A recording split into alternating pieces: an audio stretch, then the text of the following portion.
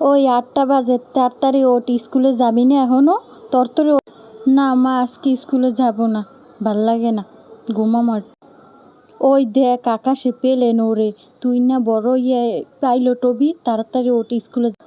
আর একটু পরে উঠতেছি মা, দাঁড়াও আর একটু ঘুমাই, তোরে ডাকতে ডাকতে মোর মুখখান ব্যথা হয়ে গেছে। তুই তরতরি স্কুলে যা, মুই একটু 4-5 ঘন্টা একটু শান্তিতে থাকি। আমি বাসায় না থাকলে কি তোমার শান্তি? অনেক শান্তি লাগে না? হ হ, মোর শান্তি। আচ্ছা স্কুলে যাই, দরজা লাগাই দাও, দেখবা মা একবারের মতন তোমার আচ্ছা ঠিক আছে, আমি স্কুলে যা, আর কওয়া লাগবে না, ও পচা মচা কথা কওয়া লাগবে না। কাম কাজ শেষ, এখন একটু মোবাইল দেখতে বই বাবা, সারাদিন কাম করে। ও আল্লাহ, এদি মোর মাইয়ের স্কুলের বিমান দুর্ঘটনা হয়েছে। আল্লাহ গো, এখন কেডা কল দিলে আবার? হ্যালো, কে?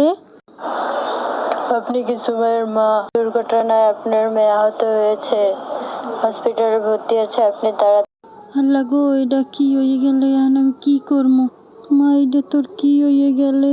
আল্লাহ মা, তুমি না বলছিলে আমি বড় হয়ে প্লেন চালাবো, পাইলট হবো, দেখো প্লেন আমাকে মৃত্যুর মুখে ঠেলে দিয়েছে। না না মা, ও কথা কইস না, কিচ্ছু হইবে না তো। মা, আমার শরীর খুব জ্বালা করছে। মা, তুমি আমার হয়ে সরকারের কাছে বলবা আমাদের দেশটা যেন আরো উন্নত করে, আর তা যদি না করে তাহলে আমার মতন শত শত শিশু তার মা বাবার কোল থেকে হারিয়ে যাবে। মা, আমার আর বড় হয়ে পাইলট হওয়া হলো না মা। মা, আমার শেষ সময়, আমি আর বাঁচবো না।